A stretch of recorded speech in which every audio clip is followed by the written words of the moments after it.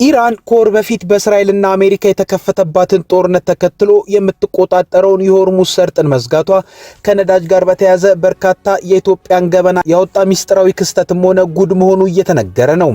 እንዴት ስንል እናየዋለን። በሁለተኛው ልዩ ዘገባችን ደግሞ አሜሪካ በኢራን ከተመታው ጀት ውስጥ ተስፈንጥሮ ወጥቶ ለ32 ሰዓታት በኢራን ውስጥ ጠፍቶ የነበረውን አብራሪዋን ለማግኘት የሰራችውን አስደናቂ ኦፕሬሽን በስፋት እናየዋለን። ጤና ይስጥልን፣ ኢትዮ ፍሮንቶች ነን። አብራችሁ ስትቆዩ እነዚህን ጉዳዮች በስፋትና በጥልቀት በትንታኔና በመረጃ እናያቸዋለን። እስከዛው ቻናላችንን ሰብስክራይብ፣ ላይክ እና ሼር እያደረጋችሁ አብራችሁን ቆዩ። ኢራን ከወር በፊት በእስራኤልና አሜሪካ የተከፈተባትን ጦርነት ተከትሎ የምትቆጣጠረውን የሆርሙዝ ሰርጥን መዝጋቷ ከነዳጅ ጋር በተያያዘ በርካታ የኢትዮጵያን ገበና ያወጣ ክስተት መሆኑ እየተነገረ ነው። ጦርነቱ በጀመረ በአንድ ሳምንት ውስጥ ነበር የሆርሙዝ ሰርጥ ሲዘጋ የኢትዮጵያውያን ሕይወት መመሰቃቀል የጀመረው። ማደያዎች በመኪናዎች ሰልፍ ተሞሉ።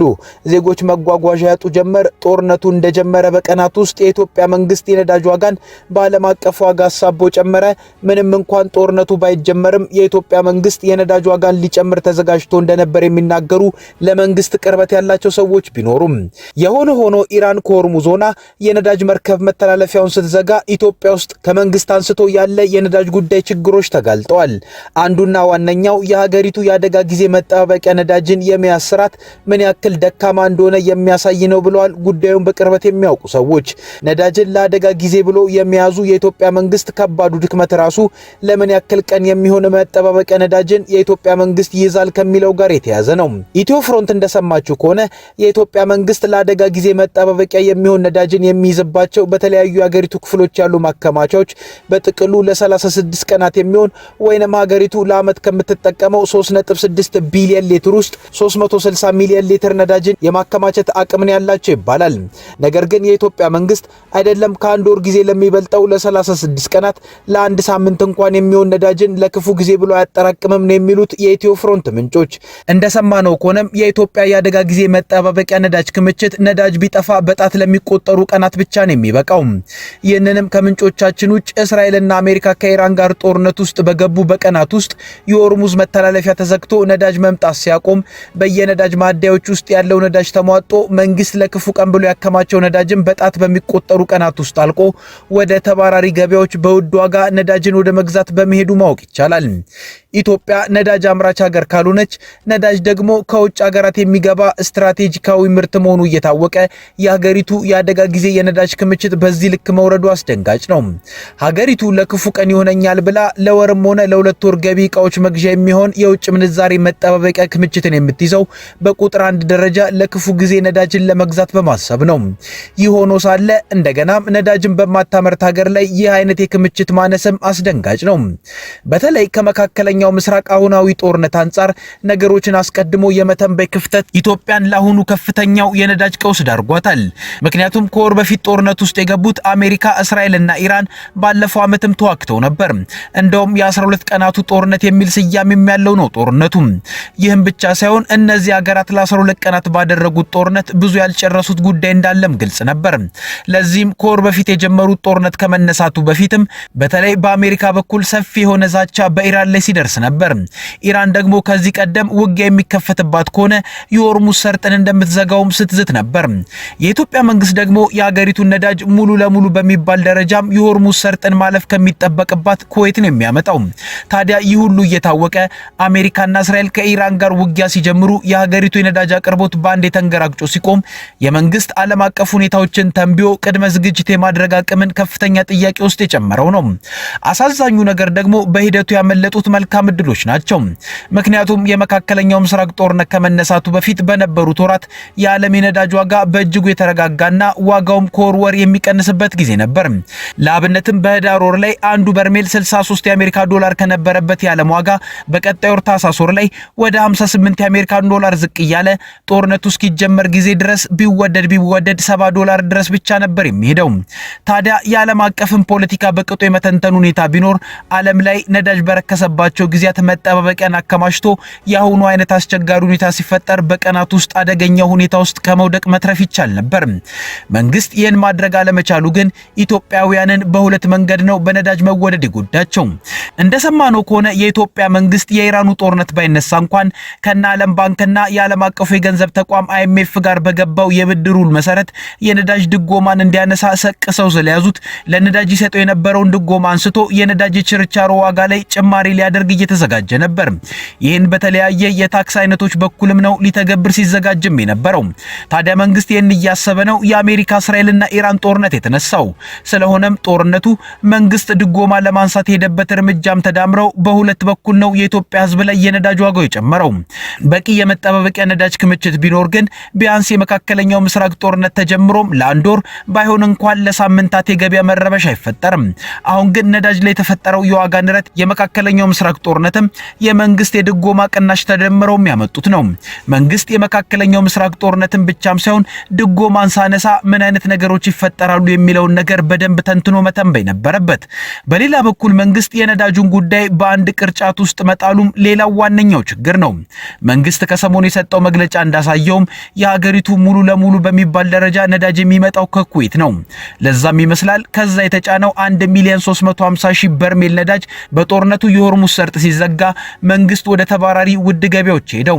ለክፉም ለደጉም ግን በሌላ አቅጣጫ አማራጭ ገበያዎችን ሁሌም ማይተገቢ ነው የሚሉ ታዛቢዎች ግን ተበራክተዋል። እርግጥ መንግስት ከኩዌት ብዙ ጊዜ የዓመት ዱቤ ግዢ ስለሚያገኝ ለውጭ ምንዛሪ አጠቃቀም ረድቶት ሊሆን ይችላል። አማራጭን አለማየት ግን እንዳሁኑ በ3 እጥፍ ዋጋ ነዳጅን ለመግዛትም ሊያስገድድ ይችላል። ለማንኛውም ኢራን ከሆርሙዝ ሰርጥ መተላለፊያን ስትዘጋ እዚህ ብዙ የኢትዮጵያ ጉዶች ወጥተዋል። አሜሪካ በኢራን ዘመቻዋ በግዳጅ ላይ ሳለ የተመታው F-15 የተዋጊ ጀቷና ሁለቱ የጀቱ አብራሪዎችን የመታደግ ስራዋ መነጋገሪያ ሆኖ ቀጥሏል። በእለቱ ከተገኘው አንደኛው አብራሪ በተጨማሪ ለ32 ሰዓታት አልተገኘም የተባለውን አብራሪ በህይወት ለመታደግ አሜሪካ ያካሄደችው ኦፕሬሽን ያሰማራችው የሰው ኃይል ብዛትና አወጣች የተባለው $100 ሚሊዮን በእጅጉ ትኩረትን ይዟል።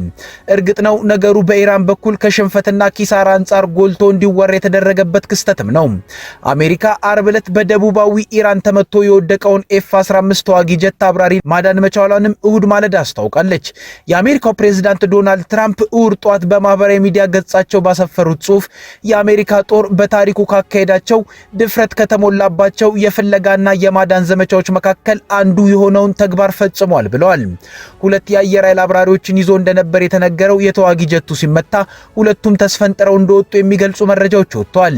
የማዳን ዘመቻው እንዴት ተካሄደ የሚለውን የተመለከቱ ዝርዝር መረጃዎች ገና እየወጡ ነው ሲል የዘገበው ቢቢሲም ደረስኩበት ያላቸውን አንዱን አብራሪ የመታደግ ስራዎች ላይ ሰፋ ያለ ዘገባን አውጥቷል።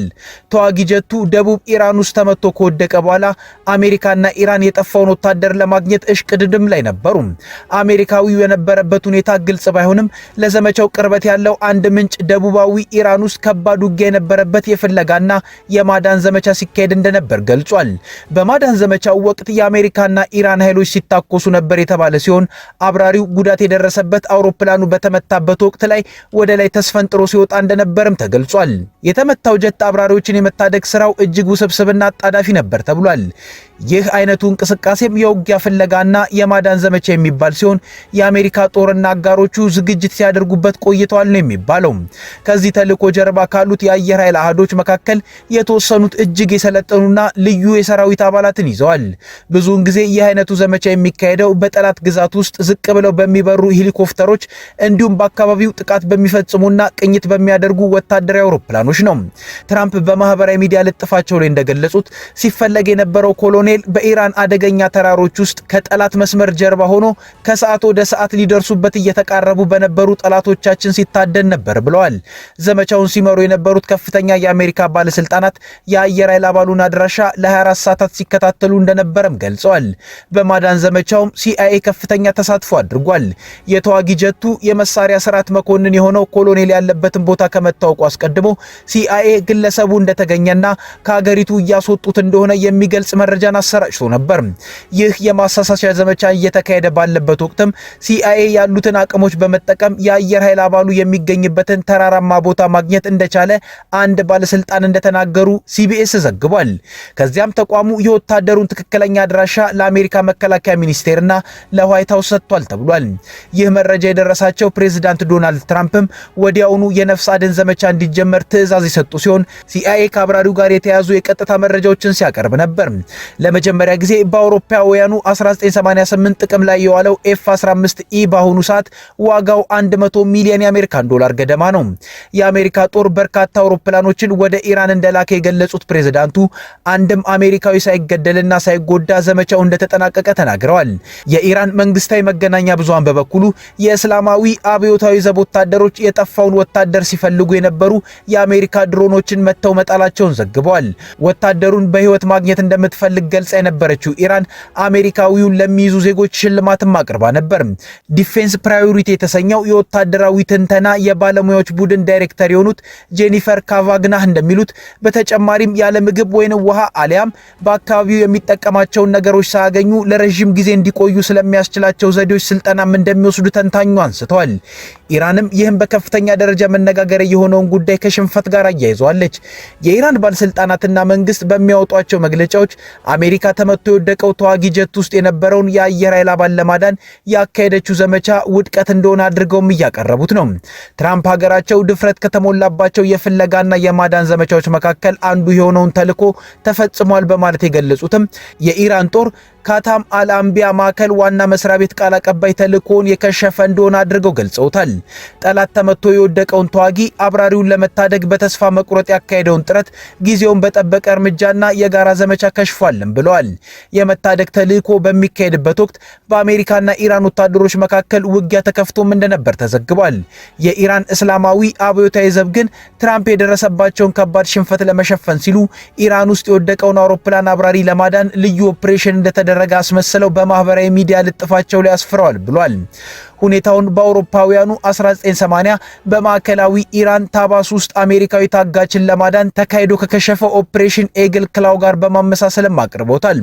ፕሬዚዳንት ዶናልድ ትራምፕ የኢራን ጦር በግዛት ውስጥ ተመቶ የወደቀውን የአሜሪካ ተዋጊ ጄት አባል ለማግኘት ከፍተኛ ቁጥር ያለው ኃይል አሰማርቶና ወታደሩን ለማግኘት እየተቃረበ እንደነበር ሳይገልጹም አላለፉም። አሜሪካ ወታደሯን ለማግኘት በርካታ አውሮፕላኖችንና በመቶዎች የሚቆጠሩ ወታደሮቿን አሰማርታ እንደነበርም አስታውሰዋል። ትራምፕ በልጥፋቸው ይህ አይነቱ ስምሪት በሰውና መሳሪያ ላይ በሚያመጣው አደጋ ምክንያት ብዙውን ጊዜ የማይሞከር እንደሆነ ገልጸዋል። ዘመቻውን አስገራሚ የጀግንነትና ተሰጥኦአዊ ትዕይንት ሲሉ የገለጹት ትራምፕ ዛሬ ሰኞ ጋዜጣዊ መግለጫ እንደሚሰጡበትም ጠቁመዋል። ከሆርሙዝ ሰርጥ ጋር በተያዘ ሌላኛው የኢራን ጉዳይ ደግሞ ፕሬዝዳንት ዶናልድ ትራምፕ የሰጡት አስደንጋጭ ቃላትን የያዘ የተባለው አስተያየታቸው በብዙዎች ዘንድ መነጋገሪያ ነበር። ትራምፕ በትሩዝ ማህበራዊ ገጻቸው ላይ ባሰራጩት መልእክት ኢራን ከማክሰኞ በፊት የሆርሙዝ ወሽመጥን የማትከፍት ከሆነ አገሪቱን ሲኦል እንደሚያደርጉ አስደንጋጭ ቃላትን በመጠቀም አስጠንቅቀዋል። የኢራን ባለስልጣናት ወሳኙን የባህር መተላለፊያ ካልከፈቱ የኢራንን ሲቪል መሰረተ ልማቶች ኢላማ እንደሚያደርጉም ነው የዛቱት። ይህ አስደንጋጭ ቃላትን የያዘው የፕሬዝዳንቱ መልእክት የተላለፈው ትራምፕ ለኢራን ያስቀመጡት የጊዜ ገደብ ዛሬ ሰኞ ሊያበቃ ሰዓታት በቀሩበት እሁድ ነው። ትራምፕ በማህበራዊ ሚዲያ ጽሑፋቸው ላይ ማክሰኞ የኃይል ማመንጫዎች የድልድዮች ቀን ይሆናል፣ በኢራን ውስጥ ሁሉንም በአንድ ቀን ይጠናቀቃሉ፣ ያንን ጥቃት የሚመስል አይኖርም፣ ሆርሙዝን ክፈቱ ወይንም በሲኦል ውስጥ ትኖራላችሁ ብለዋል። ፕሬዝዳንት ትራምፕ በኢራን ላይ ጥቃት ከተጀመረበት የካቲት 21 ቀን 2018 ዓ.ም ጀምሮ በተለያዩ ጊዜያት ማስጠንቀቂያና የጊዜ ገደብ ሲያስቀምጡ ቆይተዋል። በሆርሙዝ የባህር ወሽመጥ ምክንያት በዓለም ላይ የተፈጠረው ከፍተኛ የነዳጅ አቅርቦት እጥረትና የዋጋ ጭማሪም ይህን የባህር መስመር ተጠቅመው ነዳጅ በሚያስገቡ ሀገራት ኢኮኖሚ ላይ ከፍተኛ ተጽዕኖን ማሳደር ከጀመረ ሰነባብቷል። ይህም ጫና አሁን ላይ ወደ ተለያዩ ማህበራዊ ቀውሶች እያደገ ነው። የትራምፕ ነገር ያላማራቸው ሀገራት ደግሞ የራሳቸውን ዲፕሎማሲ አካሄድ በመጠቀም ከኢራን ጋር ለመግባባትና ነዳጃቸውን ለማሳለፍ እየጣሩ ነው። እስካሁንም እነ ቻይና፣ ህንድ፣ ደቡብ አፍሪካና እንዲሁም በዚህ ሳምንት ፈረንሳይ ጥረታቸው ተሳክቶ በኢራን ለኢራን ይሁንታን መርከባቸውን በሰርጡ በኩል አሳልፈዋል። ሌሎች ሀገራትም ይህን አማራጭ መከተል ጀምረዋል። ከነዚህም ኦማን አንዷ ናት። ኦማን በሆርሙዝ ወሽመጥ በኩል መርከቦች እንዲያልፉ ከኢራን ጋር እየተነጋገረች መሆኗን ገልጻለች። የሆርሙዝ ወሽመጥን ከኢራን ጋር የምትጎራበተው ኢራን የውጭ ጉዳይ ሚኒስቴር በኤክስ ገጹ ላይ ባጋራው ልጥፍ ከቴህራን ባለስልጣናት ጋር ንግግር እየተደረገ መሆኑን ገልጿል። እንደ መስሪያ ቤቱ ገለጻ የኢራን ምክትል የውጭ ጉዳይ ሚኒስትርና ኦማን ተገናኝተው በወሽመጡ በኩል የተሳለጠ የመርከቦች ጉዞ ሊረጋገጥ የሚችልባቸው አማራጮችን በተመለከተ ተወያይተዋል። አንድ ቀን የቀረው የትራምፕ የሆርሙዝ ቀነ ገደብም ምን ይዞ ይመጣል የሚለው እየተጠበቀ ነው። ከኢትዮ ፍሮንት የዛሬ ጉዳዮቻችን እነዚህ ነበሩ። አብራችሁ ስለቆያችሁ እናመሰግናለን። ቻናላችንን ሰብስክራይብ አድርጉልን። መልካም ጊዜ